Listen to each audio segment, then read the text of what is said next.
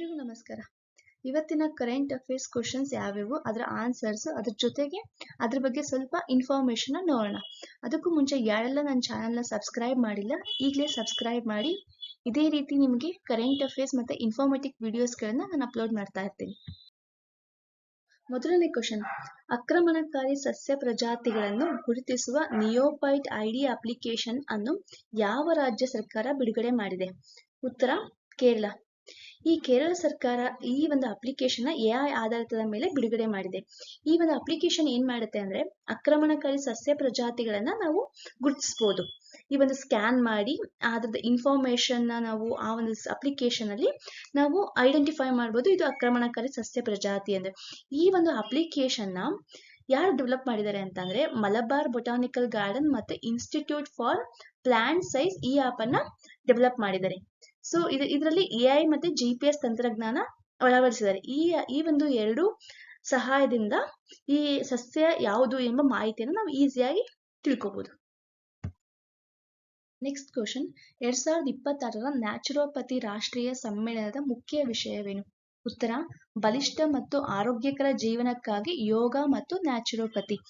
ಈ ಒಂದು ಸಮ್ಮೇಳನದ ಮುಖ್ಯ ಉದ್ದೇಶ ಏನಪ್ಪಾ ಅಂದ್ರೆ, ಯೋಗ ಮತ್ತು ನೈಸರ್ಗಿಕ ಚಿಕಿತ್ಸೆ ತಗೊಂಡು ನಾವು ಆರೋಗ್ಯಕರ ಜೀವನವನ್ನ ಸಾಗಿಸಬಹುದು. ಈಗ ಡಯಾಬಿಟಿಸ್, BP, ಬೊಜ್ಜು ಈ ತರ ಕಾಯಿಲೆಗಳನ್ನ ಯೋಗ ಮಾಡ್ಬಿಟ್ಟು ನ್ಯಾಚುರೋಪತಿ ಅಂದ್ರೆ ನೈಸರ್ಗಿಕ ಚಿಕಿತ್ಸೆ ಯೂಸ್ ಮಾಡ್ಕೊಂಡು ನಾವು ಅದನ್ನ ಕಂಟ್ರೋಲ್ ಮಾಡ್ಬೋದು.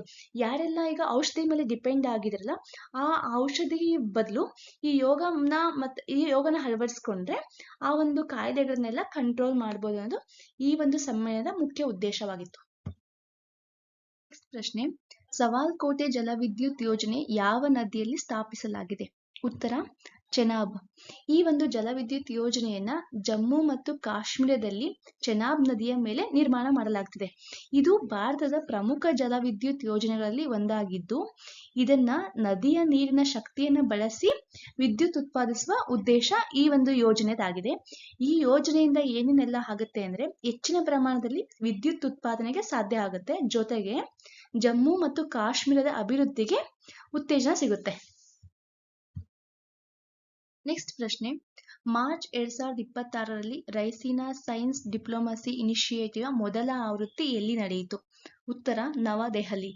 ಈ ಒಂದು ಕಾರ್ಯಕ್ರಮದ ಉದ್ದೇಶ ಏನು ಅಂತ ಅಂದ್ರೆ, ಸೈನ್ಸ್, ಟೆಕ್ನಾಲಜಿ ಮತ್ತು ರಿಸರ್ಚ್ ಮೂಲಕ ಬೇರೆ ಬೇರೆ ದೇಶಗಳು ಕೆಲಸ ಮಾಡಿ ಜಾಗತಿಕ ಸಮಸ್ಯೆಗಳನ್ನು ಪರಿಹಾರ ಕಂಡುಕೊಳ್ಳುವುದು ಈ ಒಂದು ಕಾರ್ಯಕ್ರಮದ ಉದ್ದೇಶವಾಗಿದೆ. ಈ ಕಾರ್ಯಕ್ರಮದಲ್ಲಿ ಫಾರಿನ್ ಪಾಲಿಸಿ, ಸೈನ್ಸ್ ಮತ್ತು ಇನೋವೇಟಿವ್ ಬಗ್ಗೆ ಸಾಕಷ್ಟು ಚರ್ಚೆ ಮಾಡಿದ್ದಾರೆ.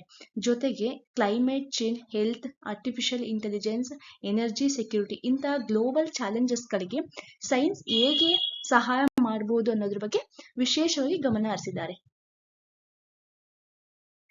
ನೆಕ್ಸ್ಟ್ ಪ್ರಶ್ನೆ, ಶಹೇದ್ ಡ್ರೋನ್ಗಳು ಯಾವ ದೇಶದಲ್ಲಿ ಅಭಿವೃದ್ಧಿಪಡಿಸಲಾದ ಮಾನವ ರಹಿತ ವೈಮಾನಿಕ ವಾಹನಗಳಾಗಿವೆ?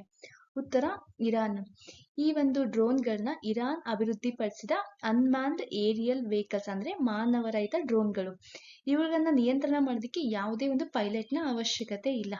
ಈ ಡ್ರೋನ್ಗಳು ಮುಖ್ಯವಾಗಿ ಸರ್ವೆಲೆನ್ಸ್, ಇಂಟೆಲಿಜೆನ್ಸ್ ಗ್ಯಾದರಿಂಗ್ ಮತ್ತು ಮಿಲಿಟರಿ ಆಪರೇಷನ್ಸ್ ಗಳಲ್ಲಿ ಯೂಸ್ ಮಾಡ್ತಾರೆ. ಈ ಒಂದು ಡ್ರೋನ್ಗಳು ಟಾರ್ಗೆಟ್ ಮೇಲೆ ನೇರವಾಗಿ ದಾಳಿ ಮಾಡುವ ಒಂದು ಸಾಮರ್ಥ್ಯವನ್ನ ಹೊಂದಿದೆ. ಇತ್ತೀಚೆಗೆ ನಡೆದ ಯುದ್ಧಗಳಲ್ಲಿ ಈ ಒಂದು ಡ್ರೋನ್ಗಳನ್ನ ಬಳಕೆ ಮಾಡಿದ್ದಾರೆ.